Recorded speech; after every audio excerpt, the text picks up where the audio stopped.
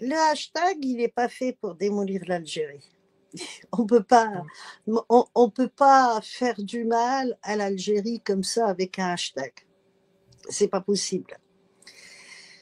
En 1999, 98, fin 98, après la Coupe du Monde, il y a eu une étude états-unienne pour agresser la Serbie. Ils ont fait une étude et cette étude consistait à voir si la diaspora serbe dans le monde allait réagir au cas où l'OTAN bombarde la Serbie ou pas.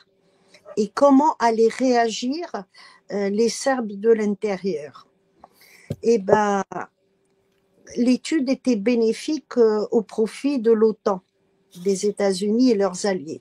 C'est-à-dire que les Serbes n'allaient pas bouger, ni ceux de l'intérieur, encore moins ceux de l'extérieur. La communauté serbe, elle est majoritaire en France.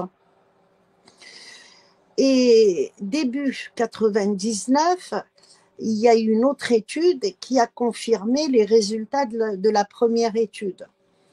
Et c'est là où la décision de bombarder la Serbie a été prise. Et il y avait eu justement ce genre de, c'était vraiment le début d'Internet. Moi, je me rappelle 98, 99, j'avais 2 heures d'Internet par mois. Ça coûtait très très cher à l'époque. Oui, Donc, les choses se passaient différemment. En tous les cas, la propagande sur les télés occidentales a fait le travail et puis pas de réaction, pas de demande pour aller manifester, il n'y a rien eu du tout. Et c'est là où on a bombardé la Serbie, je crois que c'était le 21 ou le 22 mars 99. une, Donc, une fois qu'ils se sont rendus compte que les Serbes, même de l'extérieur, n'allaient absolument pas réagir en réalité, c'est ça? complètement, D'accord, complètement. d'accord. Il y a eu une étude similaire fin 2020 Ok. concernant l'Algérie. Parce que on voulait agresser l'Algérie. Donc, à partir du moment où il y a une étude de la sorte, donc il y a quelque chose qui est mis sur la table pour aller vers une agression, pour aller euh, vers un Mhm. bombardement, vers des sanctions sévères. Et l'étude américaine disait que si jamais on bouge contre l'Algérie, le premier pays qui va subir les conséquences, ou la première ville, c'est Paris. Oui. Voilà. Il y a- oui. Ça, je confirme sans même avoir vu l'étude, je confirme. Ouais. Et ce qui est intéressant, c'est la fin de cette étude. La conclusion, c'était maintenant il y a un président. Ça faisait 1 an que Tebboune avait été élu. Donc maintenant, il y a un président qui est soutenu par l'armée et l'armée est soutenue par le peuple. Oui. C'est ça, c'est très intéressant quand on fait l'analyse de cette phrase. Donc ça a calmé les esprits et à partir de ce moment-là, la France est partie vers une autre politique concernant l'Algérie et les États-Unis aussi. On est parti vers autre chose. Et c'est grâce à cette étude, d'ailleurs, quand on a en 2021, il y a le Congrès américain, il y avait, je crois, 27 sénateurs avaient demandé à sanctionner l'Algérie. Oui, poussé par le lobby marocain, qui est les Oui, lobbyistes marocains. Oui, oui, je me ouais. rappelle très bien de cette Et ben, histoire. c'est les résultats de euh, cette étude qui a fait que l'Algérie n'a pas été sanctionnée. Mais il y a également un autre organisme, j'ai oublié son nom, aux États-Unis, qui lui a fait une étude. Et son étude, il fait tous les ans des études comme ça sur quelques pays. Et son étude disait que les États-Unis ne devraient pas se mettre à dos l'Algérie. C'est un pays qui a sa place au niveau de la Méditerranée, qui a une profondeur africaine. La France a perdu l'Algérie, donc elle a perdu l'Afrique. Oui. Ça, c'est pour qu'on comprenne un petit peu le côté stratégique de l'Algérie et le côté aussi du peuple, quand un peuple tient à sa patrie, il tient à son pays, quels que soient les manquements, quels que soient les problèmes que nous avons à l'intérieur, et ben, toutes les études jusqu'à présent disent que le peuple algérien tient à son pays. Surtout la diaspora. Il y a ce manque, on part pas souvent, mais on reste rattaché à l'Algérie. Moi, souvent, quand j'intervenais en 2019-2020 sur les plateformes, je disais à ceux qui étaient au pays, je leur disais, vous connaissez pas l'importance d'avoir plus de 10 millions d'Algériens dehors, et c'est eux qui tiennent, qui tiennent le ciel de l'Algérie actuellement. Parce que cette diaspora qui est à l'extérieur, eh ben, elle tient l'Algérie et elle a un pouvoir à l'extérieur. Ça vaut quelques porte-avions, j'ai envie de dire. Ah ben bien sûr. Il y a aussi, il ne faut pas oublier, au Silicon Valley, il y a à peu près 500 Algériens qui sont passés par là et qui ont une influence terrible. Il y a, même en France, hein, les Algériens, ils ont un pouvoir d'achat. Ce n'est pas l'Algérien des années 50 et 60 aujourd'hui. Hein.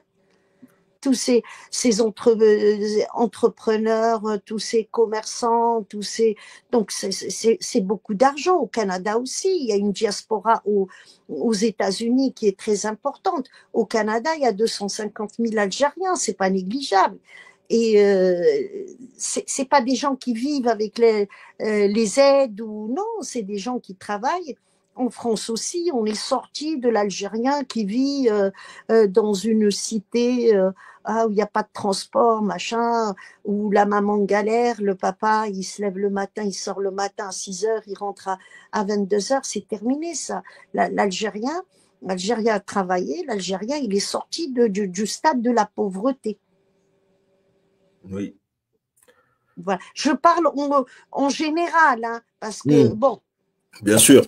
Non, mais ça montre, c'est-à-dire que une classe sociale qui n'existait pas dans les années 50-60, c'est ça qui est intéressant. Même 70, hein. Même 70. Et 80.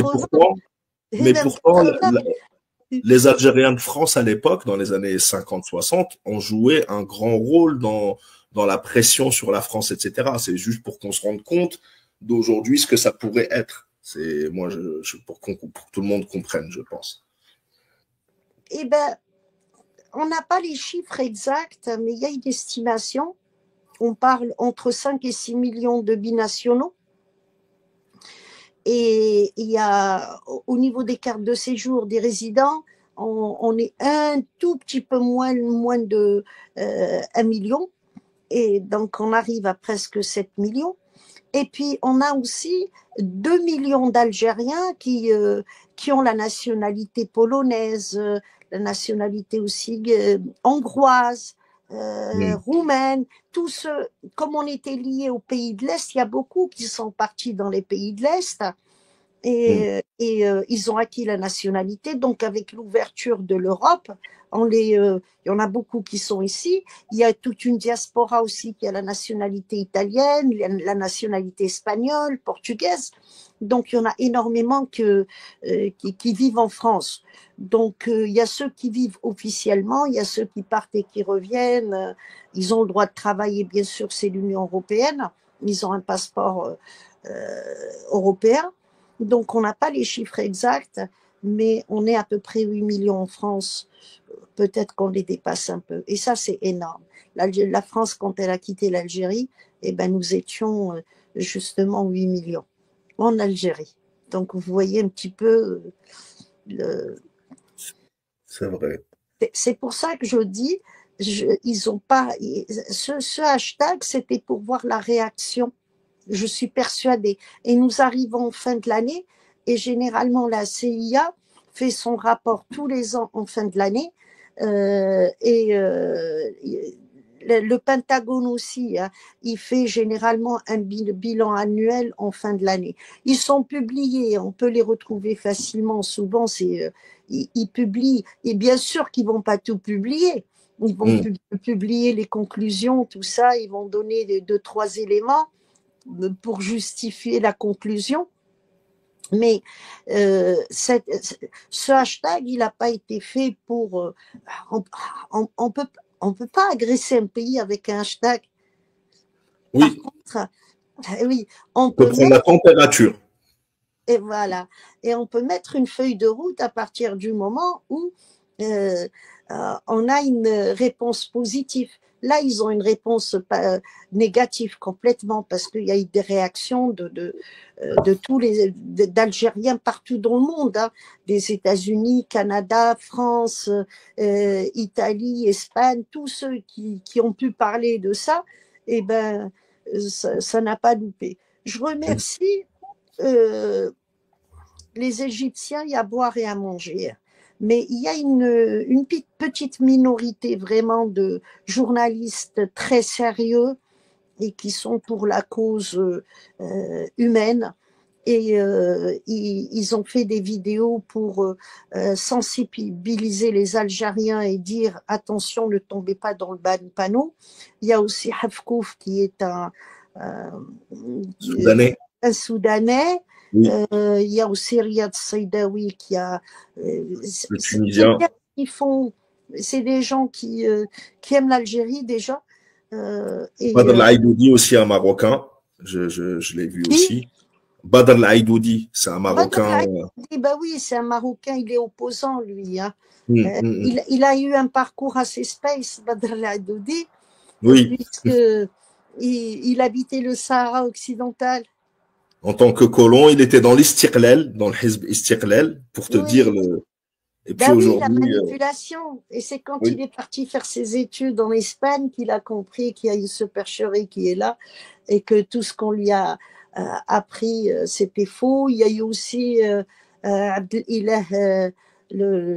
celui qui est passé sur une chaîne algérienne, un ancien officier qui. D'accord. Je vois, je n'ai pas le nom, mais je vois tout à fait. Je crois qu'il vit aux États-Unis, si je ne me trompe pas. Abdelilah Isso.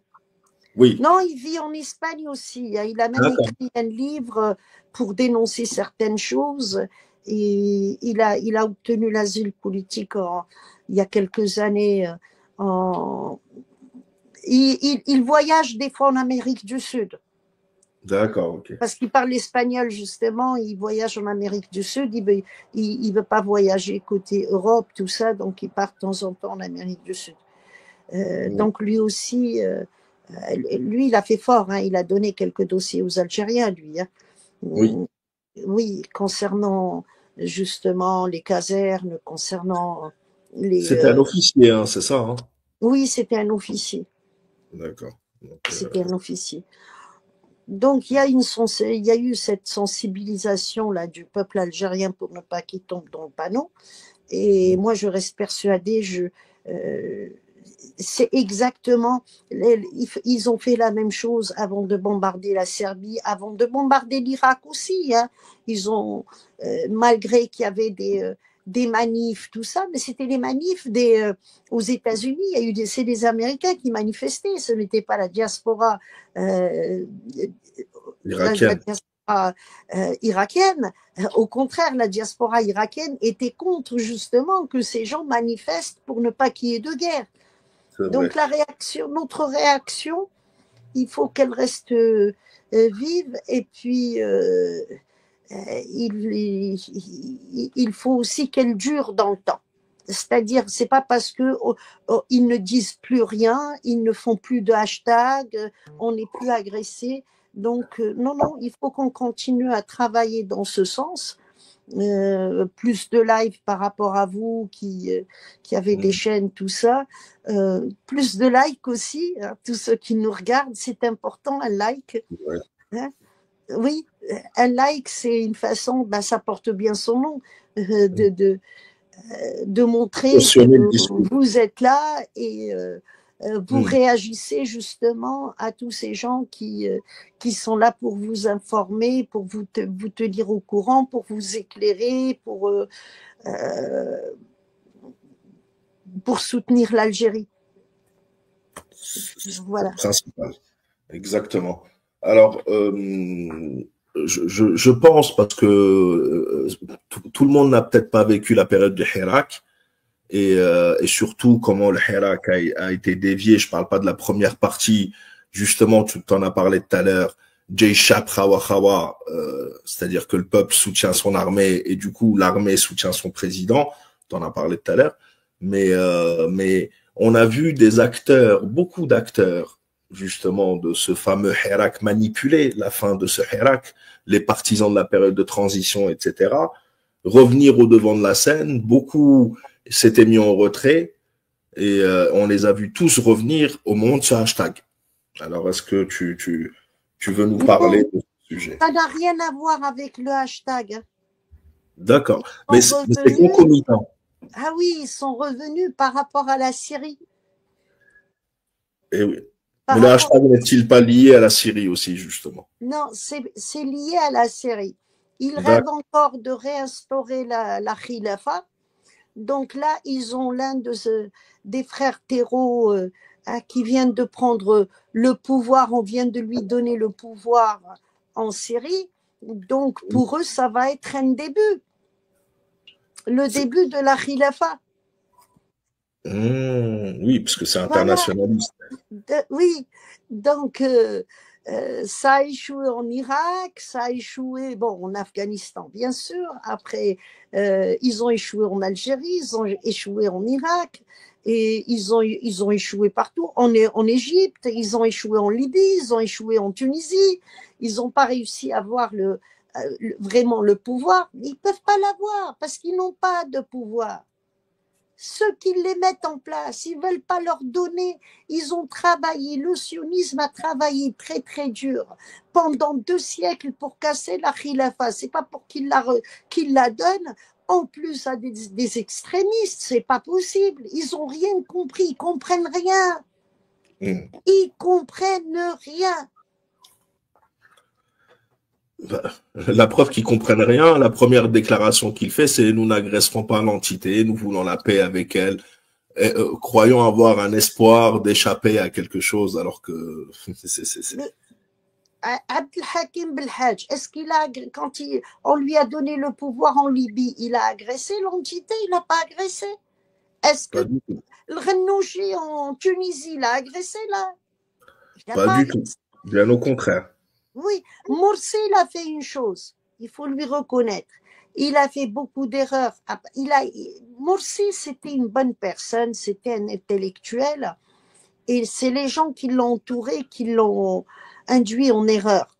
Donc, il est parti au djihad en Syrie, mais quand Gaza a été agressé, et quand justement l'entité a voulu s'avancer au niveau de Rafah et Philadelphia, sa phrase est restée: nous ne laisserons pas Gaza tout seul, et il a ouvert et il a aidé. Ça, on ne peut pas l'enlever.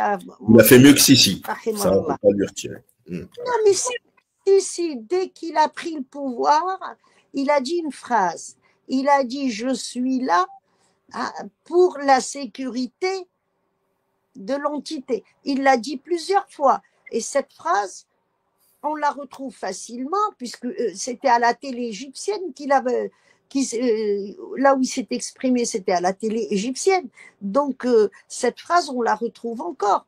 Rien que là, il y a 1 an, quand la guerre de Gaza a commencé, eh ben son ministre de la Défense, il a dit aussi une phrase, et moi j'avais fait le pari, j'ai dit: on ne bougera pas, Gaza va rester fermé, au contraire, ils vont laisser faire, ils vont encore mieux boucler les Gazaouis, et ça ne bougera pas, l'armée égyptienne ne bougera pas. Et puis le ministre de la Défense avait fait une déclaration qui était très claire. Il a dit Camp David est là et ça ne bougera pas. En arabe, il a dit Camp David wujidat li tabqa, c'est-à-dire les accords de Camp David ont été mis pour que ça continue voilà, à durer. On n'y touchera pas. Après, l'entité est allée jusqu'à les accords de Philadelphia, tout ça. Il y a eu des soldats égyptiens morts, mais ça n'a pas bougé. Voilà. Tout à fait. Donc, eh ben, le Hira, quand il a démarré, 2019, il a démarré avant l'Algérie en France. Hein. Il a démarré le 17 février, c'était à Saint-Michel, c'était pas à République. Moi, j'y étais pas. J'y étais pas parce que le 16 février, j'ai perdu mon père, Allah yarhamou. Donc, j'ai pas pu y aller et j'avais pas la tête à ça. Et... Donc, le dimanche, après le 22 février en Algérie, c'était un vendredi, donc le 24 février, j'ai ma sœur qui m'appelle le matin et qui me dit je t'envoie des vidéos, regarde. Elle les avait reçues de l'Algérie. Elle m'a dit regarde qui en première ligne l'équipe de Qasba Bab El-Oued. Elle me dit tu vas être surprise. Je regarde, c'était deux vidéos qu'elle m'avait envoyées et je vois des gens, mais vraiment de ceux qui faisaient partie de la Isaba, et ils étaient là, en première ligne. Incroyable, la blague. Donc du coup, je décide, et à l'époque, je travaillais encore, donc je terminais mon travail à 6-7 heures du matin. Donc je décide de faire une sieste et d'aller à République. Et franchement, une chose c'était choquant, parce que une manif qui prend tout de suite de l'ampleur, c'est que ça a été travaillé avant. On ne peut pas arriver, trouver 6 stands comme ça d'un coup. Bah oui. Et quand on est au milieu, ils ont l'air de ne pas se connaître. C'est marrant. Et on se pose la question, mais mais s'ils ne se connaissent pas, comment se fait-il? Ils sont tous là. Et qui a demandé l'autorisation? Qui est concerné par l'autorisation? Des questions qu'on se pose. Ah oui, et qui c'est que je vois? Je vois Bourqzoha.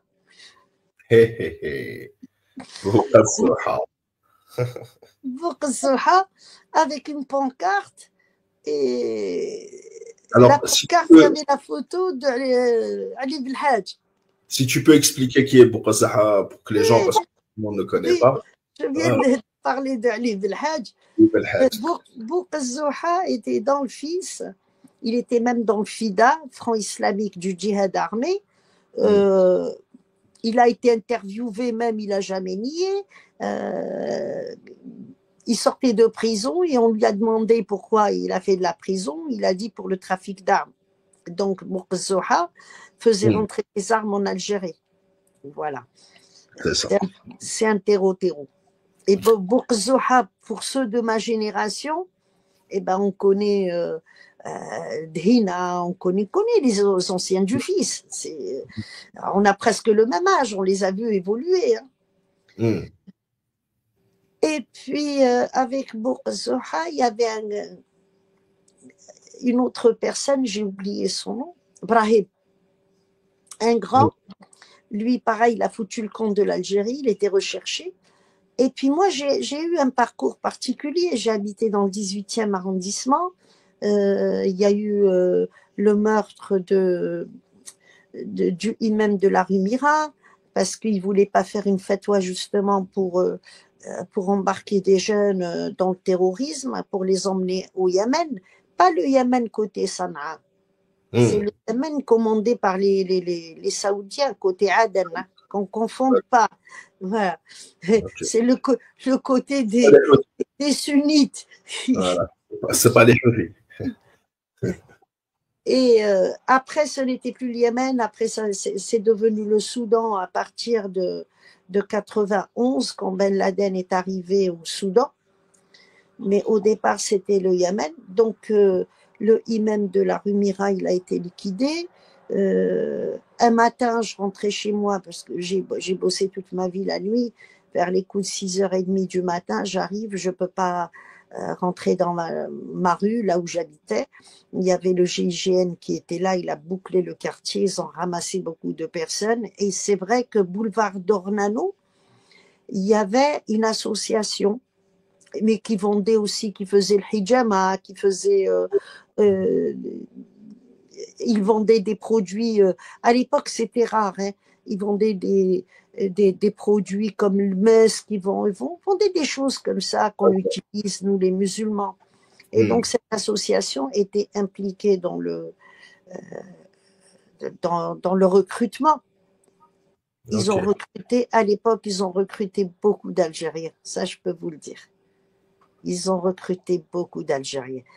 Et les Algériens qui ont été recrutés, tout le monde le sait maintenant comment ces groupes travaillent, et ben on leur fausse toutes les informations, on joue sur la carte de la religion et puis on les embarque comme ça dans des histoires. Et heureusement qu'il y a eu un travail de fait de la part de la diaspora, de la part de... Donc, ça a allumé les esprits. Tout ça pour vous dire qu'il y a des gens que je connaissais parce que j'ai habité un endroit assez sensible. Il y avait aussi la famille de Calcal c'était mes voisins. Toi, tu étais jeune, l'affaire Calcal. Oui, mais on s'en rappelle très, très, très bien. D'ailleurs, mais c'était des Lyonnais, donc ils ont déménagé après sur Paris ou ils Non, étaient... non. Il avait sa tante qui habitait à Saint-Ouen, juste après le pont à la porte de Clignancourt.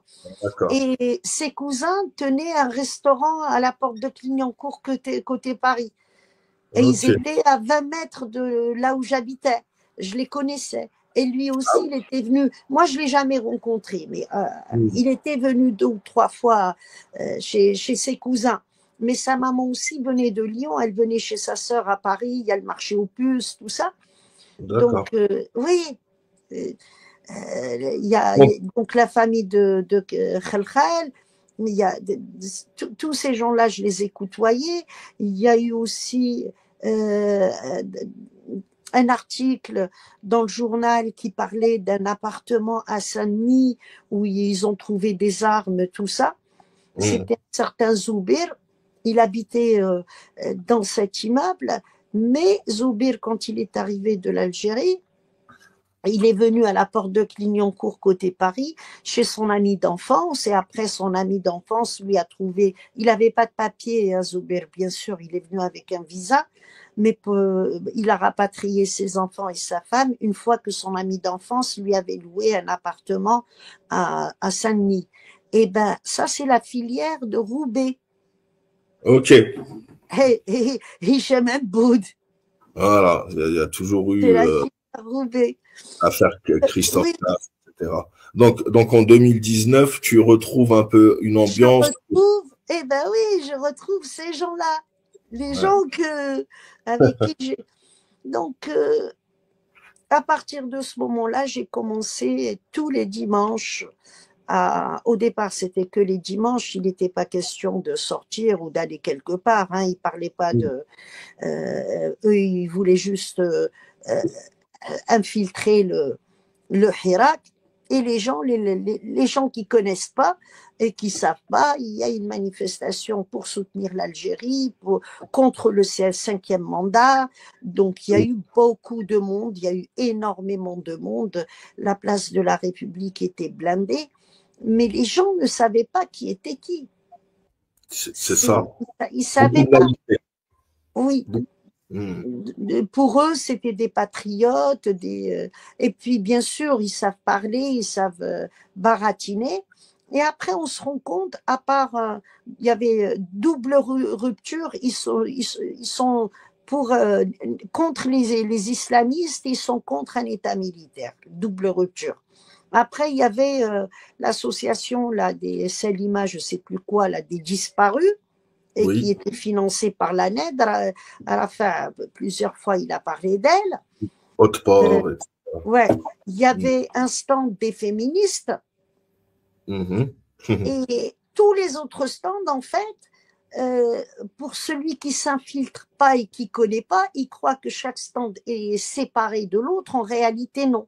Il y avait 3 stands pour les maquistes. Ils changent, bien sûr, ils ont des associations, ils changent de nom. Ils montrent pas, mais ils sont tous Ah oui. maquistes. Et Ah puis oui. de l'autre côté, il y a les rachidistes. Et pareil, alors, Puna, c'était rachidiste. Il y avait carrément Rachid. Il y avait un autre stand, j'ai oublié le nom. En tous les cas, c'est la même chose. Et quand on est arrivé, quand l'été est arrivé, ça avait l'ambiance à la place de la République, c'était un petit peu calmé. Bien sûr, les gens sont partis, ils sont partis en Algérie, ils sont partis en vacances, tout ça. Mais à la rentrée, ça a repris de plus belle, d'autant plus que le vote qui était prévu pour le mois de juillet a échoué. Ça n'a pas Oui. marché. Et c'est là où Saïd Bouteflika, tout ça, il y a eu l'arrestation aussi de Toufir.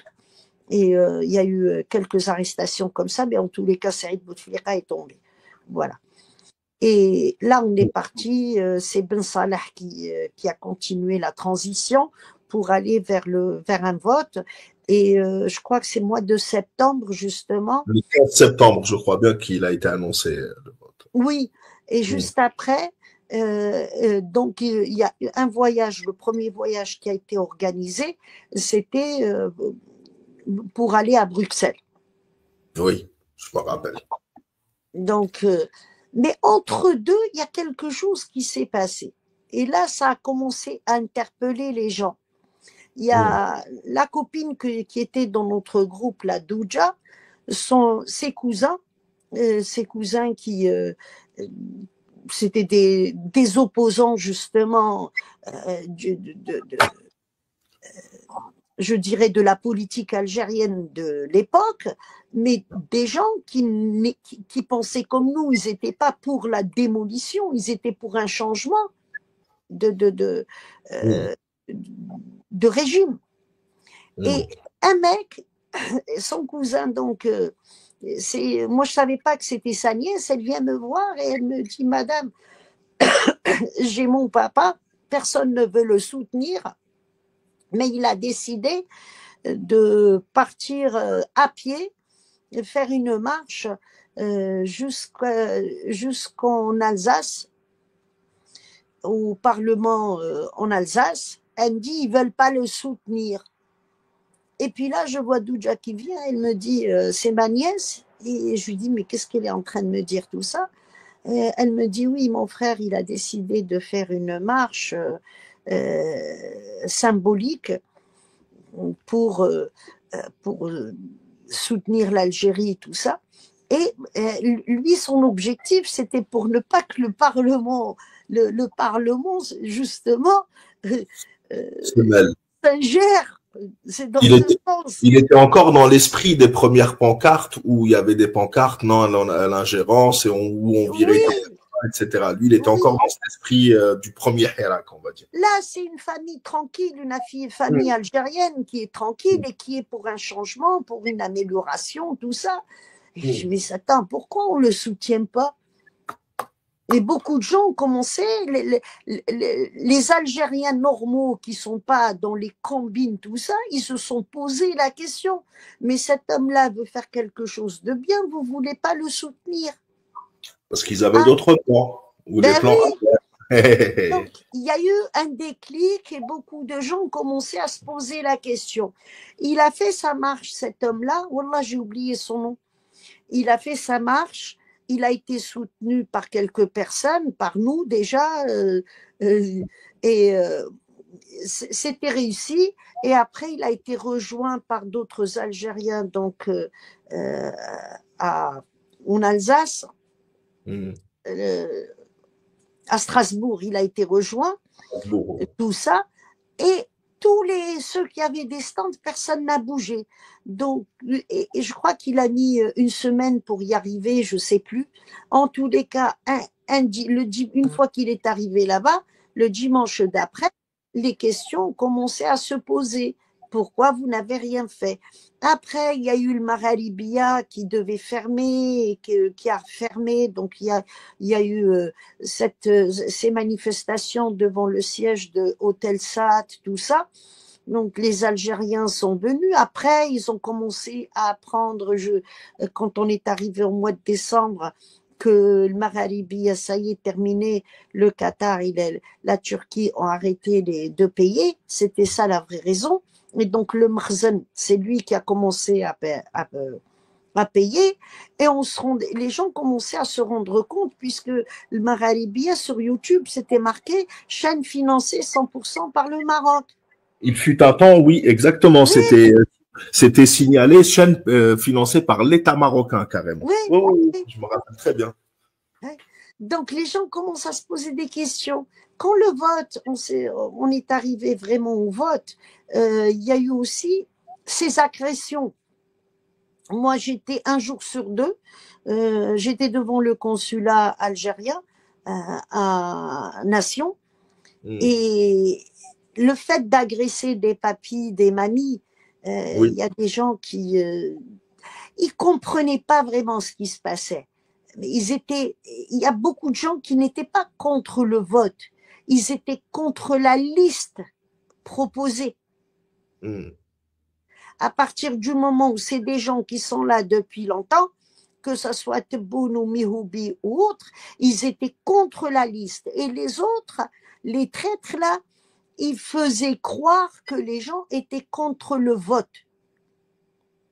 Alors que place de la République, justement, ils ont essayé d'avoir des signatures, ils ont essayé, voilà, on va faire une liste, on veut des signatures pour déposer ça aux droits de l'homme, pour aller vers une transition. Ils ont tout essayé et ça n'a pas marché. Donc, une fois que le vote est passé, on arrive à février-mars, tout ça, et ben les slogans ont changé. Là, on a vu des slogans, je me rappelle très Et c'était après l'arrestation de Wassini Bouazza. Oui. Mais il y a une raison à ça. Tant que Wassini Bouazza était dehors, si vous vous rappelez, Chouchen est rentré en Algérie.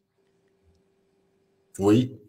Il est rentré, Je me rappelle. mais lui ont fait comprendre que bon, tu avais négocié, mais les gens avec qui tu as négocié sont plus là. Ils sont pas. C'est là la preuve que l'armée algérienne ne tue pas. Il aurait pu ne plus jamais ressortir, Hmm.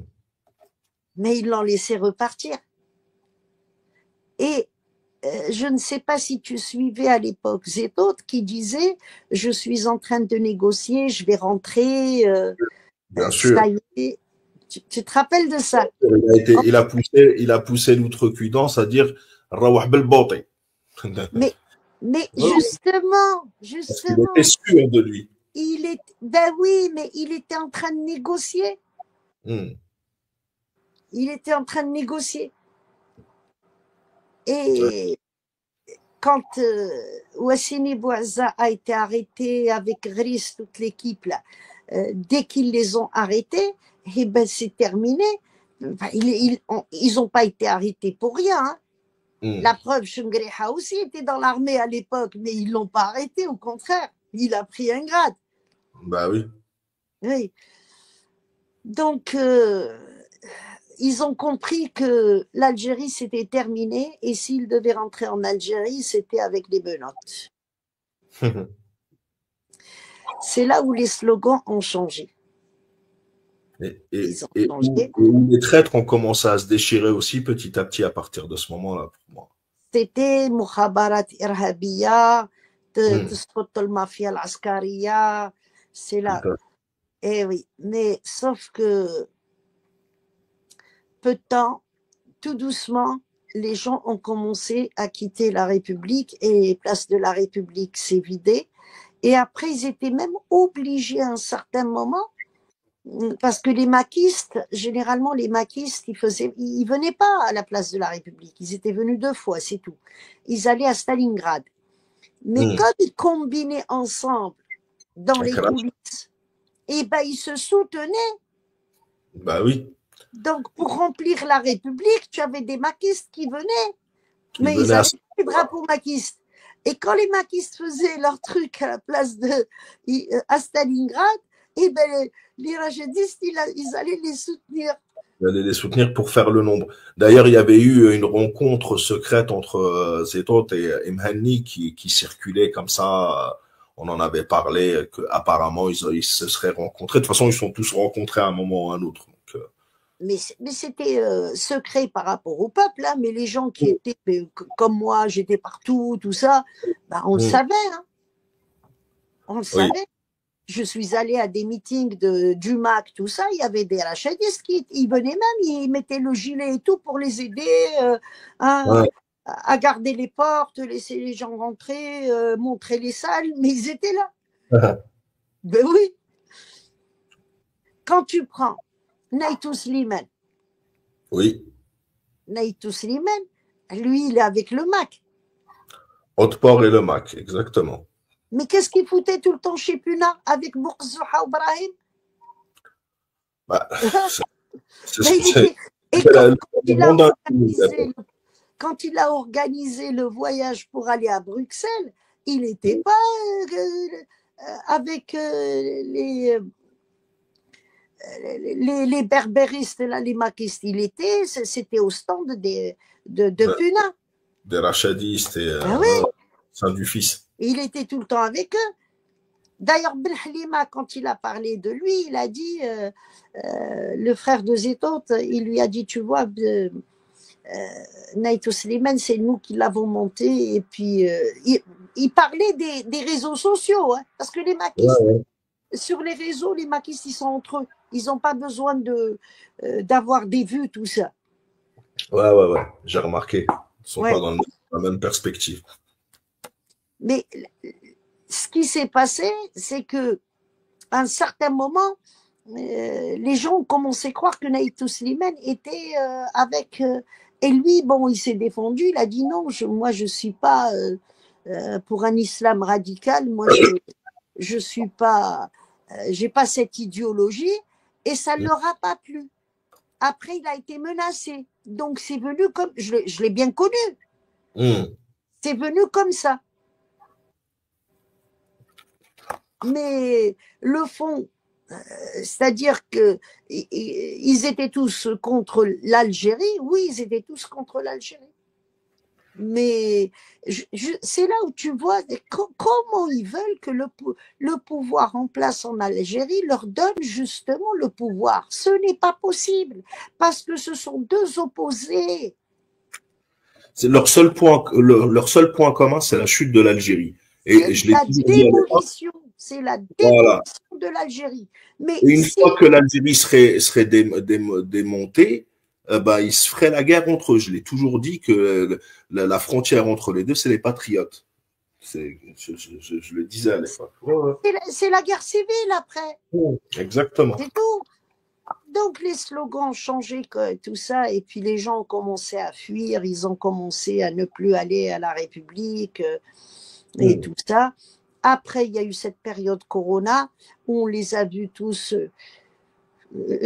Ils étaient déjà sur les réseaux sociaux, mais là, ils avaient du temps. Il y a eu le confinement et tout. Celui qui faisait une vidéo par semaine, là, il faisait une vidéo par jour. Et celui qui faisait une vidéo par jour, il faisait 3 vidéos par jour, ainsi de suite. Quand le confinement s'est arrêté, ils ont essayé de relancer, mais entre-temps, il y a eu beaucoup de choses qui se sont passées, où les gens ont pris justement le temps de...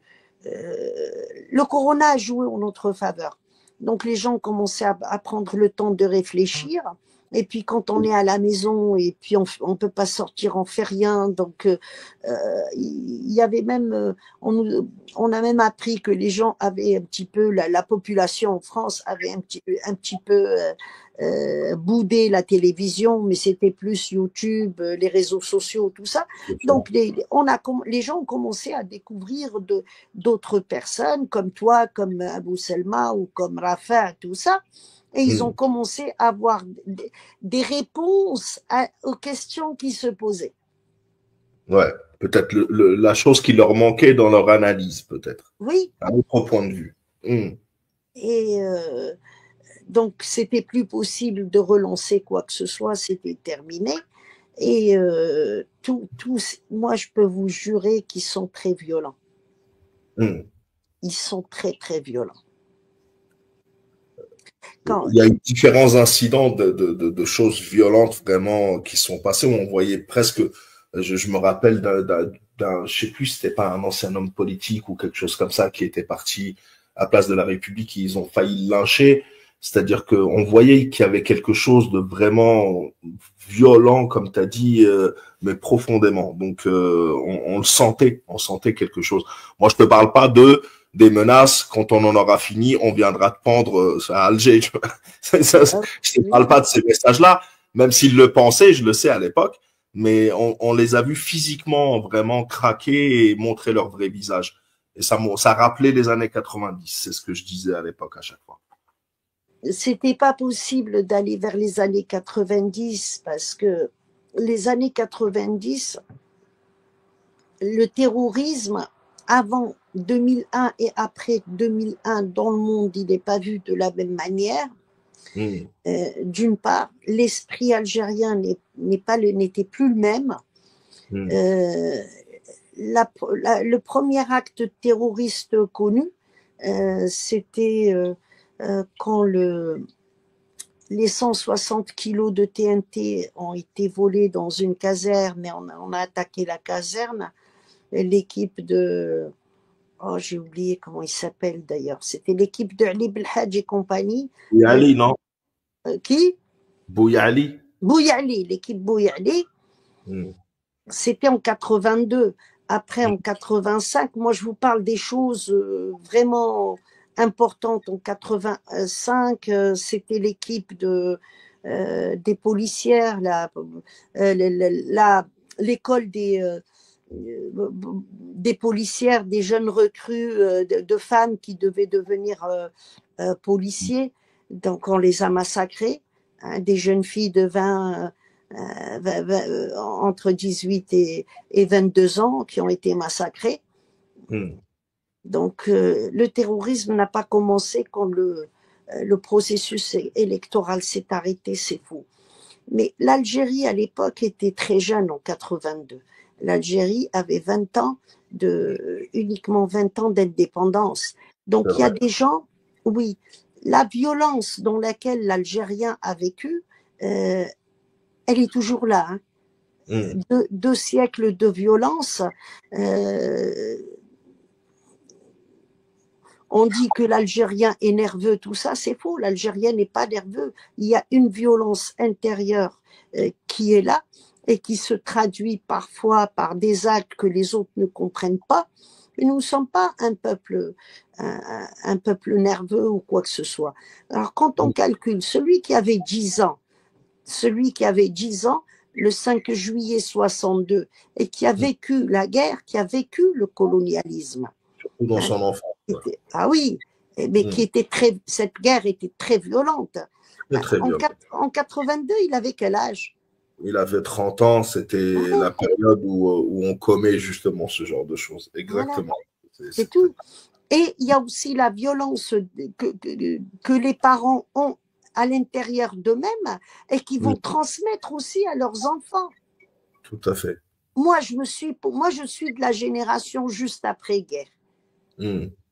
Et je me suis posé la question par rapport à des copains de classe, par rapport à des voisins, tout ça, qui se sont transformés en monstres. Pourquoi?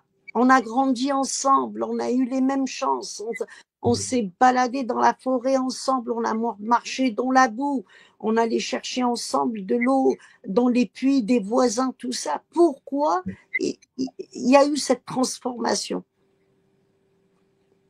Et c'est ça d'ailleurs qui m'a mené sur ce chemin pour essayer d'analyser les choses, tout ça, parce que je voulais d'abord analyser ce qui s'est passé dans mon propre pays, avec des gens que j'ai connus, des gens de ma famille aussi, moi, il y a des voisins où toute la famille était dans le terrorisme, sauf un seul, il est parti tout dénoncer.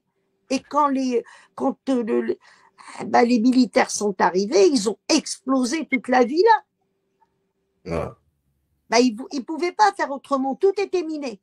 Mais il y a eu un quand même qui ne voulait plus voir du sang couler et voir sa famille faire du mal aux gens comme ça.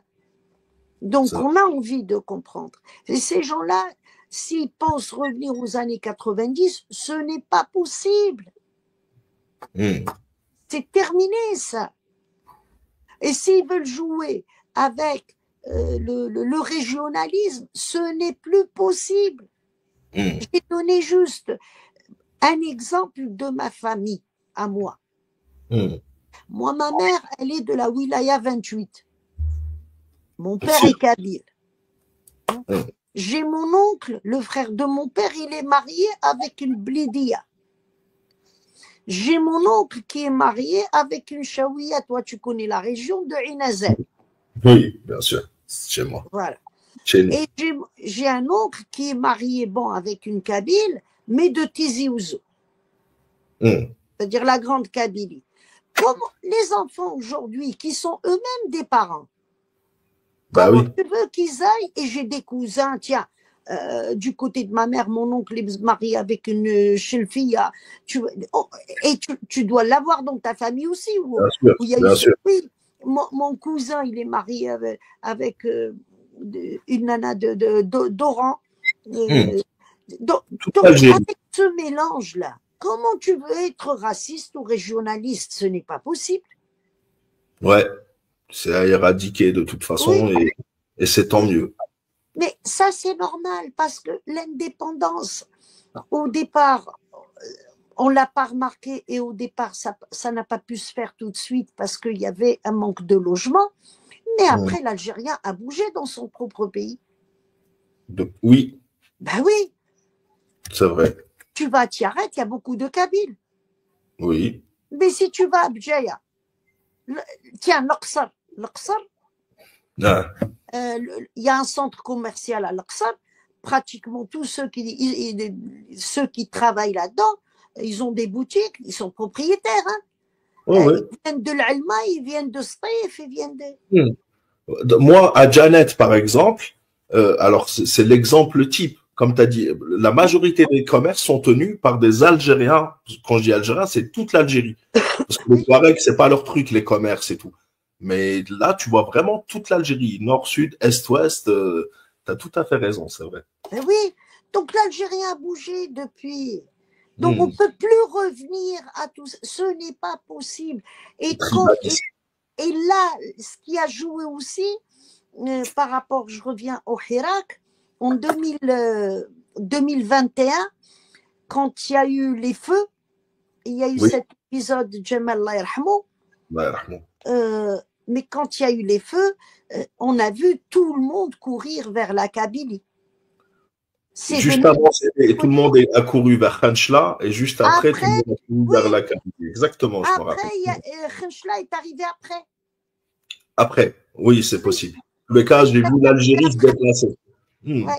Donc tout le monde est parti à Khanchla. Même ceux qui étaient touchés en Kabylie sont partis à Khanchla. Chez eux, les feux s'étaient arrêtés.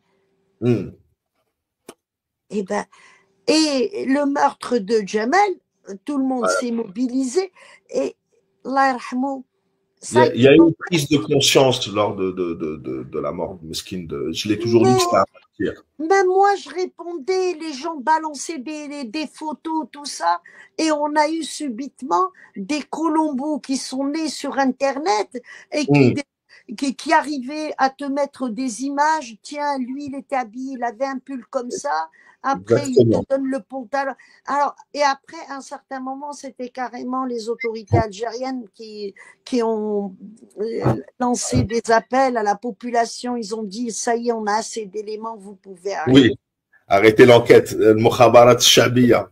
Oui, oui. C'est vrai. Cette mobilisation, eh ben, le Khawana, ils n'étaient pas contents.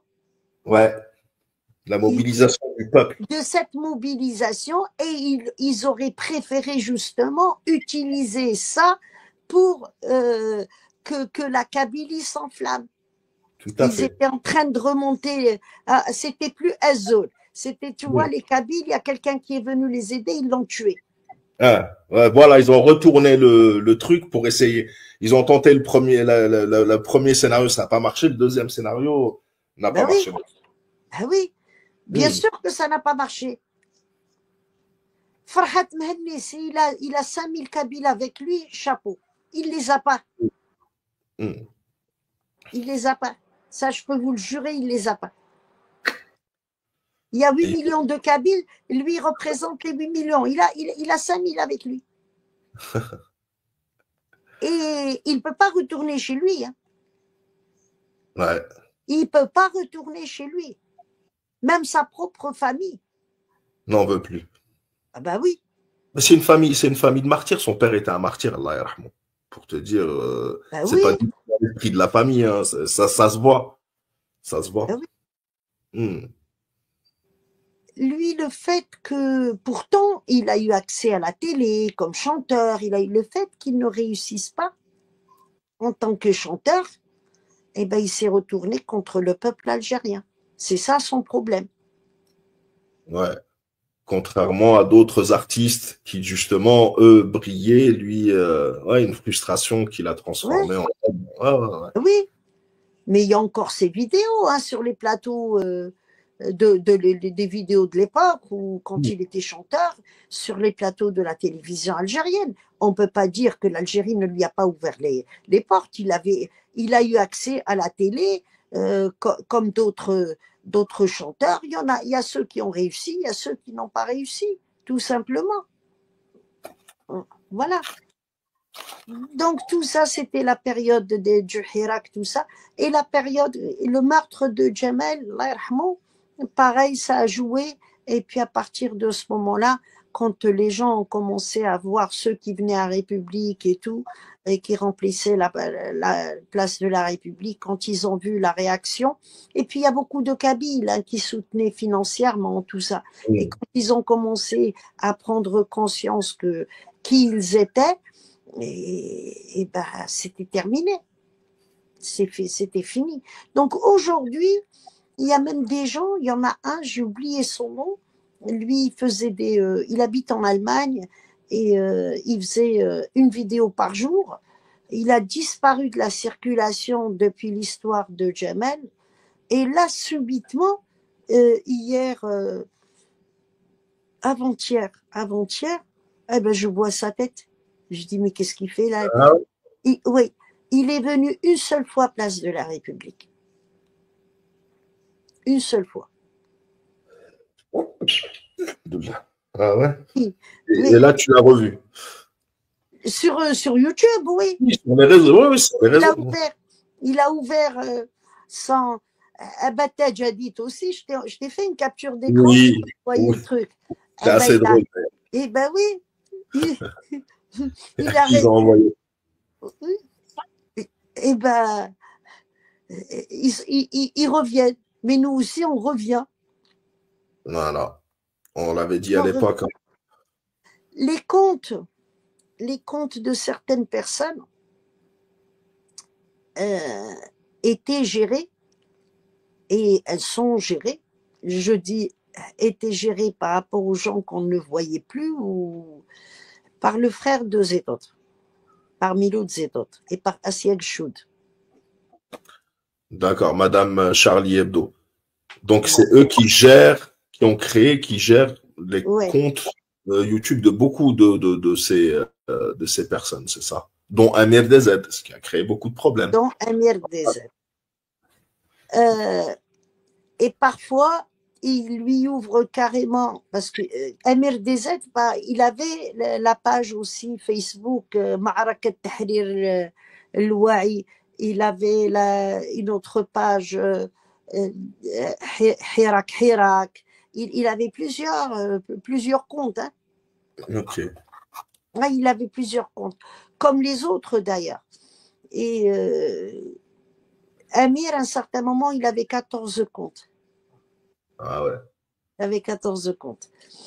Après, quand ils se sont brouillés pour l'argent, moi je vais vous donner ma version, ils se sont brouillés pour l'argent parce que c'est Zetot qui gérait les pages, qui créait les pages et qui les gérait. Et ils mettaient comme admin les gens qui étaient concernés. Si on vous dit que il lui a pris son argent, il lui a pas donné, et parce qu'il n'avait pas de papier pour ouvrir un compte, tout ça, c'est faux. Et je vais te l'envoyer, hein, je vais t'envoyer un document que tu garderas pour toi.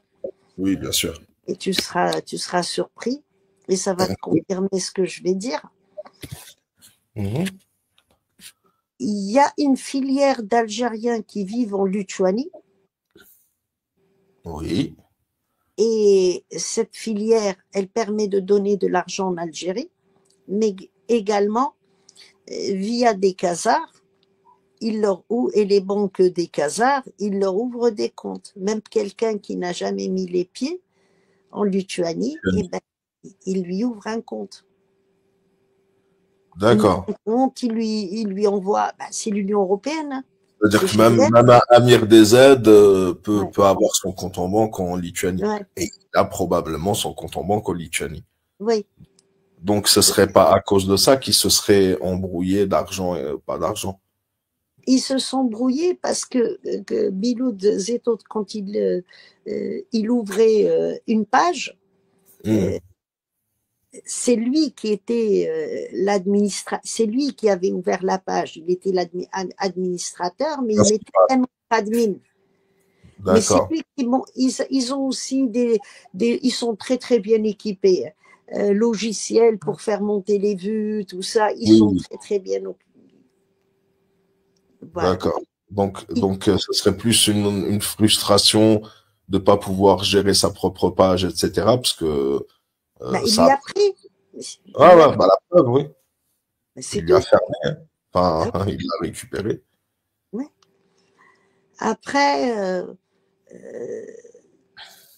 Mais Tadjadit, il est en prison, il est en Algérie. Non, il est sorti. Il est à l'étranger. Non, il est sorti il n'y a pas longtemps. Non, il est à l'étranger. Il est en Algérie. Il a réouvert son compte ou on lui a réouvert un compte? On lui a réouvert. Ok. On lui a réouvert son compte quand Eddie Cohen, il a... leur fameux nouvel allié. Il était là déjà à l'époque, mais là, c'est un peu trop voyant. Tu te rappelles de l'affaire de Rtasbouni? Oui, le gamin. Oui. Oui, bien sûr. Bien sûr. Il y avait Sohaib avec Tadjadit. À la sortie, soi-disant, du commissariat, ils avaient fait un live avec Tadjadit. Ah oui. C'est Amir DZ qui commanditait tout de l'étranger, je pense, si j'ai bien compris. Le hashtag en Algérie, c'est Sohaib qui l'a lancé. D'accord. Voilà. Et Eddie Cohen, au lieu de parler de Sohaib, il est parti parler de Tadjadit. Il a mélangé les deux. Il a dit que c'était Tadjadit qui s'était fait tasponir. Non, mais c'est Sohaib qui a... Parce que j'ai tous leurs comptes. J'ai tous leurs comptes et même les vieux comptes là, ils réouvrent tout. Mais ils réouvrent, c'est pas eux qui géraient. D'accord. Ah, comme quoi, ce qui s'est passé en Syrie, le Marzan qui donne les ordres, eux tous qui se remobilisent. Pour la khilafa, pour Tatbi', pour... Ah bah oui, alors par contre, oui, la Syrie marche en plein dedans. Parce que j'ai vu un petit peu les déclarations du nouveau maître de Syrie. On recherche des relations amicales quasiment avec l'entité. Oui, les ça va. choses, la Syrie, les choses ne vont pas s'arrêter là. Ça va se propager. Pardon, excusez-moi. C'est le Ça va nouveau. se propager. Mmh, On est des musulmans. Et s'il y mmh, a des non-musulmans qui sont avec nous, eh ben, on peut leur dire que ça, c'est dans notre religion. Il y a mmh, 17 hadiths concernant Cham. mmh, Cham, c'est pas uniquement la Syrie. Cham, il y a le Liban. La Syrie, donc, plus le Liban, la Palestine, la Jordanie. Mais Cham, c'est pas n'importe quoi comme terre. Hein. mmh, C'est vraiment la terre qui va voir l'Antéchrist, qui va voir Isa alayhi salam, qui va voir aussi le Mahdi, qui va voir ce qu'ils appellent nous le Malhama, eux ils appellent ça Armageddon. mmh.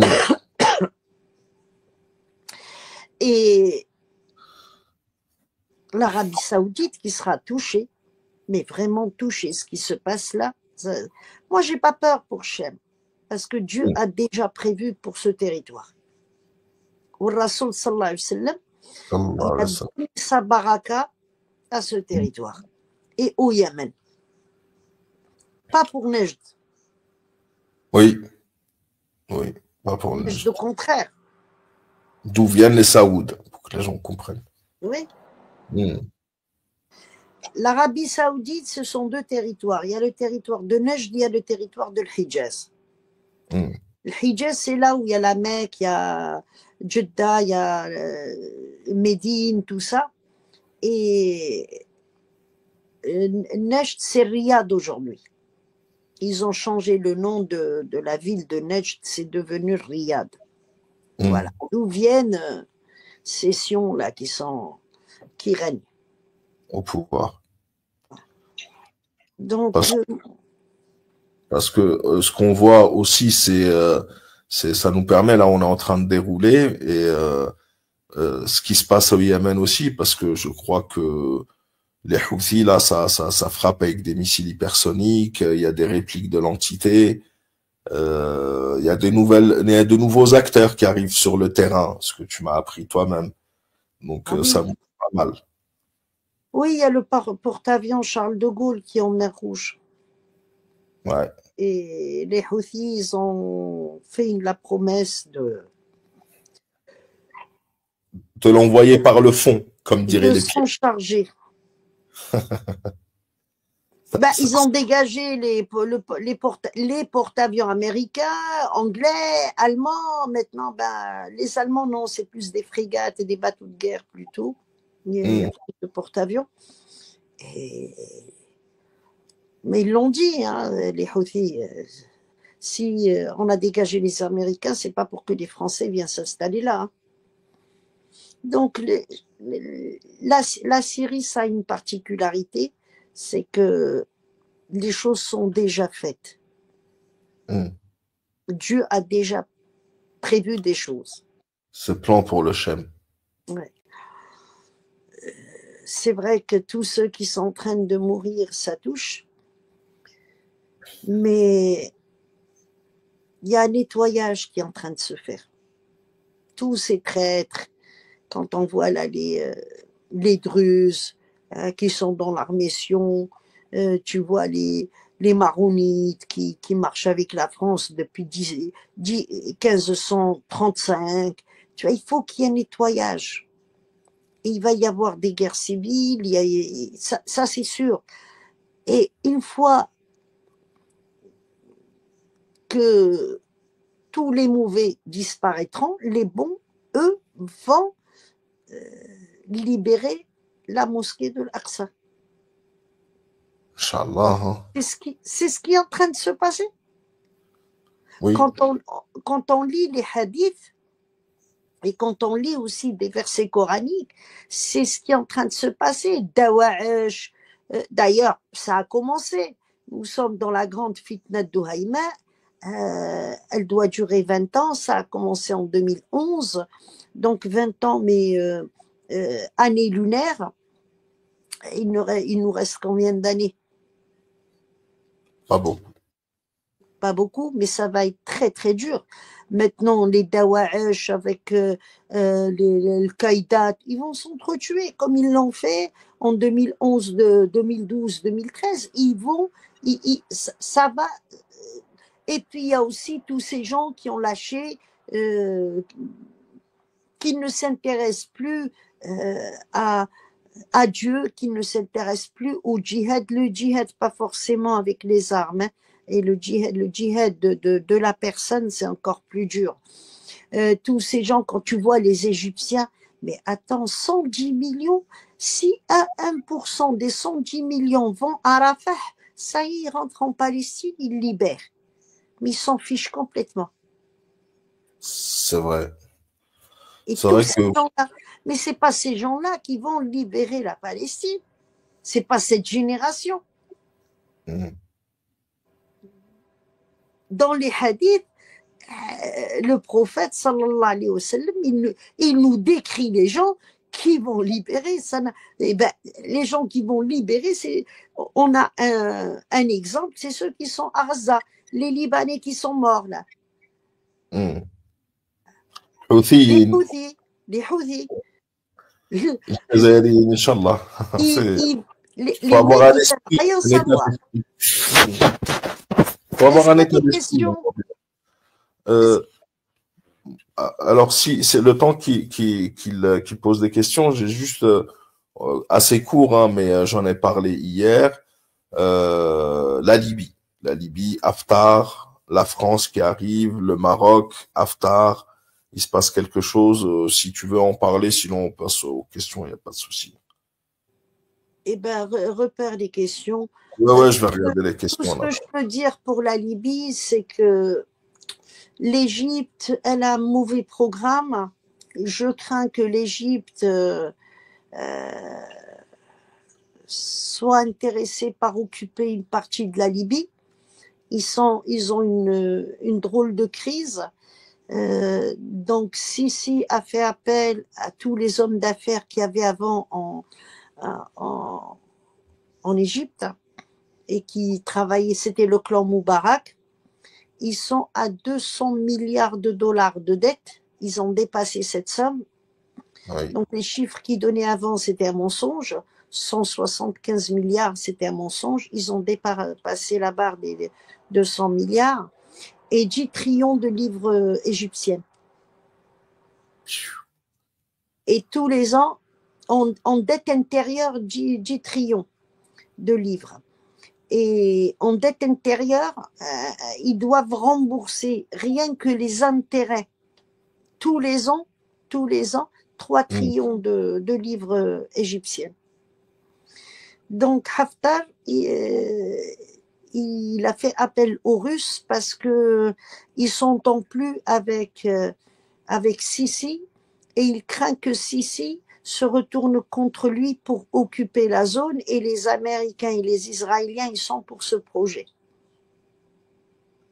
Ils sont pour... Comme ça, les Américains, ils auront sous leur coupe le pétrole et le gaz de l'Irak, de la Syrie et après de la Libye. Et après, il restera que l'Algérie. Oui, effectivement. Une raison de plus pour dire que l'Algérie est ciblée. Tout à fait. Ça confirme bien. Alors, je sais pas, on pose la question sur le cercle algérianiste, qu'est-ce que c'est? Je sais pas si tu connais.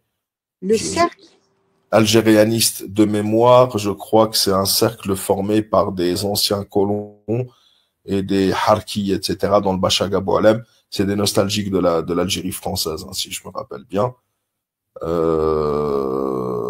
Ensuite, il y a une question sur le fils de Kadhafi ne devait-il pas récupérer le pouvoir? Je sais pas si tu veux répondre ou si La ça Libye, rend. ça se complique. Ça se complique. Depuis la chute de la Syrie, ça se complique parce que les Russes, ils sont à Tobruk maintenant. Et les Américains, ils ont aussi leur base. Les Turcs qui lâchent pas leur place non plus et ils veulent s'infiltrer davantage en Afrique. Donc, il y a une guerre entre puissances régionales et puissances internationales comme les États-Unis, les Russes et les Chinois. Et chacun essaye de placer ses pions. Donc la Libye, ça se complique. Oui, oui. L'Algérie est aujourd'hui, euh, l'Algérie est un acteur. Hein. On n'est plus juste comme ça des observateurs. Et je crois que ce qui stoppe un petit peu c'est la réaction de l'Algérie. Oui. D'ailleurs, beaucoup nous reprochent justement cette proactivité parce que on a laissé faire pendant longtemps et je pense qu'on était peut-être un peu aphone, c'est le cas de le dire avec notre président Allah yarhamou, qui était malade, ou peut-être c'était une stratégie de l'Algérie, mais aujourd'hui l'Algérie est proactive et je pense que allez, On n'avait pas les moyens. ouais. On va pas se mentir. On aurait pu, déjà en 2014, il était question de sanctionner l'Algérie et puis l'OTAN avait fait une réunion pour voir s'ils allaient agresser l'Algérie ou pas en 2014. Hein. Ouais. Donc, quand je dis on n'avait pas les moyens, je ne parle pas des armes ou de l'armée.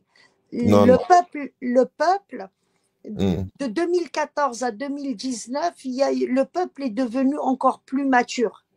Il est devenu plus mature et déjà le Hira, comment il s'est passé, mais il y a quelque chose qui est extraordinaire et c'est là où on remarque que le peuple algérien, il est quand même conscient des choses. Bouteflika, j'en ai parlé même sur ta chaîne, il a fait beaucoup de choses pour l'Algérie. Il était venu pour stopper le terrorisme et puis pour aussi sortir l'Algérie des sanctions dans laquelle Hassan II, le Shia Hassan Nas, hein, quand il nous a accusé l'Algérie des attentats de Marrakech, ça nous a coûté des sanctions. Donc, Bouteflika était venu pour nous sortir des sanctions. Les Algériens ne pouvaient pas acheter des armes, ils pouvaient pas. Et on a mais des sanctions bien comme il faut. Hein. Et donc, jusqu'en 2006, on était sous sanctions. On avait même l'interdiction d'acheter des lunettes infrarouges pour voir la nuit. Oui. La folie, on voulait vraiment notre destruction. Et attends, je vais revenir là-dessus, justement, je termine ça. Donc, là où on voit la maturité du peuple algérien, c'est qu'il n'y a personne n'a insulté Bouteflika, ou au contraire, les gens qui ont été interviewés, tout ça, ils disaient, ben non, il est fatigué, il faut que, si sa famille n'a pas pitié de lui, eh ben nous, on est là pour dire, il faut qu'il aille se reposer, il a assez donné, ou ça, les Algériens étaient gentils avec Bouteflika, et c'est très bien. Tu sais qu'est-ce qui était, et beaucoup, ces Khawana-là, quand il y a eu les feux en 2021, la critique, ouais, mais l'Algérie, l'armée et tout, ils auraient pu acheter les Canadair, ils n'ont pas. Eh bien, l'Algérie était sous sanction. On n'avait pas le droit d'acheter des Canadair. Voilà. Et justement, parce qu'il y a eu un acte terroriste, et ben c'est là on a réussi à sortir de ça nous a sorti des sanctions. Les gens réalisent pas bien. On a pris beaucoup de retard à cause de ça. On n'avait pas le droit d'acheter des Canadair. Et à chaque fois que l'Algérie, au niveau de l'ONU, demandait à sortir de ces sanctions, il y avait le veto de l'entité sioniste. À travers les États-Unis et la France, du coup. Bien sûr. Après, je les entendais tous, ouais, mais ils auraient pu acheter, ils auraient pu. Non, on pouvait pas. Ah oui. Et dès que ça s'est réglé, justement, on a commandé une dizaine de les gros trucs, la rue 6 plus 4 petits, je crois, et Ouais, plus ouais. on a commandé chez les Brésiliens, tout ça. Mais on était sous sanction. Et ça, je l'ai dit très peu de fois parce que j'y pensais pas. Et c'est bien de rappeler aux gens toute cette période et comment on s'en est sorti. Et puis, Bouteflika a fait du bon travail, Allah yarhamou. Ouais. Et il y a eu cette conscience des Algériens, justement, pour lui dire, eh ben, rentre, va te reposer. Et puis, il est parti en paix, je crois, parce que Je- L'Algérie était entre de bonnes mains. Il n'a pas laissé à n'importe qui l'Algérie. euh, Nous sommes là. l'armée, encore une fois, l'armée que nous avons aujourd'hui, on la doit à Bouteflika. Mm. Ah, quand j'entends ces Khawana en train de le critiquer. Le Sahara, c'est Bouteflika qui est parti à Kidal pour ouvrir le front du Sud. Mm. Abdelkader al-Mali. Oui, et c'est comme ça que on a annexé le Sahara, on l'a rajouté dans le dossier des négociations aux Nations Unies. Mm. Et ces Khawana, ils ont soit travaillé dans des sociétés étatiques, soit ils ont eu des bourses, soit, c'est-à-dire ils ont mangé de l'argent du Sahara que grâce à Bouteflika, s'il y a eu un franc qui l'a libéré, et il lui crache dessus. C'est incroyable hein, que ceux qui détestent le plus l'Algérie, c'est ceux qui ont reçu peut-être les meilleures formations, qui ont accès à aux meilleurs postes, aux fonctionnaires, études dans le nucléaire ou études de journalisme, etc. Et on les retrouve aujourd'hui à vouloir la Je le destruction. dis, moi, souvent je le dis, je le rappelle. Hmm. Mourad Dina, il a eu une bourse pour les États-Unis. Bah C'est oui. le fils d'un préfet. Hein, c'est le fils d'un préfet, donc il a mangé de l'argent de l'État algérien. Hein. Hmm. Il n'a pas galéré, Mourad Dina. Il a vécu dans le luxe. Hein. Justement, chez Bzaf peut-être. Ben oui, ben oui. Oui. Euh, Quand on regarde même son sale, Aux fonctionnaires. l'Algérie lui a donné une nationalité et un nom. C'est un enfant naturel marocain. Hmm. Hein? Ouais, ça c'est pour les Khawa Khawa. Continuez avec votre khawattisme. Il n'y a pas de khawa khawa. Moi, Justement. souvent, les gens, quand je parle de Erdogan par rapport à la situation, les gens ne comprennent pas une chose. Hmm. Moi, Erdogan, je l'aime pas. Je ne peux pas le voir, mais ce mec-là, je vois comment il jongle, il est fort, le mec. Il faut reconnaître. Je ne suis pas d'accord avec ce qu'il fait. Je ne suis pas d'accord avec sa politique. Je ne suis pas d'accord avec son. Je ne suis pas d'accord. Mais quand il est avec les Russes, il est contre les Russes, il est avec les Américains, il est contre les Américains. Il fait un micmac pas possible, il jongle. Hein. Hmm. Il saute du coq à l'âne, il arrive à s'en sortir. Là, ce qu'il a fait en Syrie, je n'approuve pas du tout. Mais cet homme-là, quand. Non, mais. Il Les sait, gens il sait comprennent. défendre ses intérêts. Il sait Les défendre ses gens, intérêts. voilà, ce que j'allais dire, Hmm. il cherche les intérêts de son pays. C'est ça. C'est tout. Il n'est pas là pour aimer les Palestiniens, pour aimer Hamas ou Hezbollah. Non, il est là pour les intérêts de son. Quand ses intérêts marchent avec les intérêts de Hamas, il est là, avec eux. Hmm. Quand ça marche contre, eh ben, il n'est plus là. Exactement. Il n'est pas Et là les pour gens, se faire aimer par Malik ou par et les Linda. gens ils pensent que moi j'aime Erdogan. Non, je ne peux pas le voir. Je... Hmm. Et on a du mal à comprendre quelqu'un qui défend les États-Unis. Attends, mais c'est la plus, c'est plus que le machiavélisme là. Il dépasse ça. Mais ils défendent pourquoi ils défendent les Israéliens? Parce que c'est une caserne. C'est un porte-avions américain. Oh, Sharon, Hmm. à l'époque, il avait, il a appelé George Bush, il avait besoin d'un gros chèque. Et George Bush, il lui a dit sûrement pas. Il lui a dit alors, à l'époque, hein, parce qu'aujourd'hui, ça a presque doublé. Il lui a dit alors, prépare 3 porte-avions pour défendre tes intérêts. Bah oui, voilà, c'est ce que j'allais Sharon dire. a dit ça. Hein. Et George Bush, le lendemain, il a fait le Il a nécessaire. envoyé le chèque. Ouais. Aujourd'hui, pour remplacer Israël, il faut 5 porte-avions. C'est Il faut vrai. 5 porte-avions. Ouais, ouais, Donc, c'est ça. ils cherchent leur intérêt, comme l'Algérie, pareil. Bah oui. On n'est pas là pour se faire aimer par Goïta ou par je ne sais qui. On est là pour défendre nos intérêts. Mais moi, je le dis souvent, je dis, mais quand j'ai l'occasion, les États, ils ont leur intérêt et chacun travaille pour l'intérêt de son pays. Après, il y a Nous, on a des... des principes. Nous, on a des principes, on va dire. Non, l'Algérie, elle a des principes, oui. C'est-à-dire que ce que Erdogan fait, l'Algérie ne le fera pas. Exactement. L'Algérie ne le fera pas.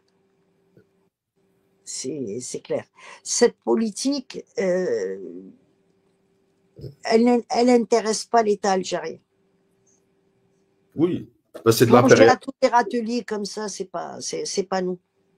Bah, tu finis par te brûler les ailes, je pense, à un moment ou à un autre, sauf si tu joues vraiment très bien, mais bon, à voir. On va voir les résultats à la fin. C'est à la fin du bal qu'on paye les musiciens. Donc, pour revenir moi tous les anciens, là, Harki, les anciens Pieds Noirs, tout ça, ils ont perdu en 62. Nous sommes en 2024. Ils pensent quoi? Bah, oui. Qu'ils vont retourner. Non, les derniers sont en train de partir. Le jour où Macias partira, j'aurai une satisfaction personnelle. Je sais pas pourquoi. Ça signera à la fin d'une ère. Mais plus jamais l'armée française ne remettra les pieds en Afrique du Nord côté Algérie. Hein. Plus jamais. Exactement. C'est clair. En tous les cas, pas en notre présence. Va falloir. Non, même après, Non, ça mais y est. dans le sens où pour ça, faudrait tous nous terminer un par un et on se laissera pas faire. Il y a même des Français, il y a même des Oui, Français qui n'accepteront plus jamais ça, l'empire colonial. exactement. Tous les Français ne sont pas pour un empire colonial. Oui, C'est faux. exactement. Eh ben, Enfin, eh ça ben, écoute, fait, je ça te fait laisse. 1h28. Oui, les paroles de la fin. Si je sais que, alors, on est fatigué, je crois un peu tous. Je sais que tu as fait un effort. On t'a vu fatigué ce soir. Merci beaucoup. Je te laisse peut-être si tu as quelques mots à ajouter. Je te les laisse. Et puis, on Eh va se... ben, je suis contente que la jeunesse malienne, elle a compris ce qui s'est passé et elle a compris qu'il y a eu une manipulation. J'ai fait un live avant-hier, mais c'était sur TikTok justement avec. Ils sont quand même 5000 hein, sur le compte. Hein. Pas mal. Oui, oui. J'ai repris un petit peu avec eux parce que ce que je leur avais dit était se confirme. Et j'ai laissé le temps au temps. J'ai dit prenez le temps, on va attendre un petit peu et quand il y aura des changements. Et il y a eu des limogeages au niveau du Mali, au niveau du Burkina. C'est comme nous, hein. On a les Khawana, eux aussi ils ont les Khawana, hein, qui ont travaillé justement contre les intérêts du Mali. On voit beaucoup plus clair puisqu'il y a eu des révélations. C'est Choguel Gogala Maïga qui avait choisi cette politique d'en finir avec les accords d'Alger et après il s'est retourné carrément contre Assimi Goïta, il l'a accusé. Oui. Oui, Choguel Maïga, c'était le Premier ministre. Oui, celui qui a été limogé récemment. Parce qu'il a accusé Assimi Goïta de ne pas avoir organisé les élections, de ne pas être au courant, alors que c'était ouais. complètement faux. Alors que c'était lui qui avait fait. Moi, c'est même lui qui le reconnaît, hein, parce que je suis abonné à sa page et YouTube, et puis j'ai écouté quand il a reçu des jeunes qui cherchaient à comprendre ce qui s'était passé. Donc, il n'a pas cité le nom de l'Algérie, mais il a dit carrément j'étais contre tout ça et c'était contre les intérêts du pays, alors que non, c'est faux. Donc, avant-hier, hier, c'était à Bousselma. Demain, justement, je dois refaire quelque chose avec eux. Donc, ils sont pour essayer qu'il y ait un rétablissement entre l'Algérie et le Mali. On va aller vers ce sens-là, dans ce sens-là, l'Algérie, elle va aller dans ce sens, ça c'est sûr, mais avec des conditions.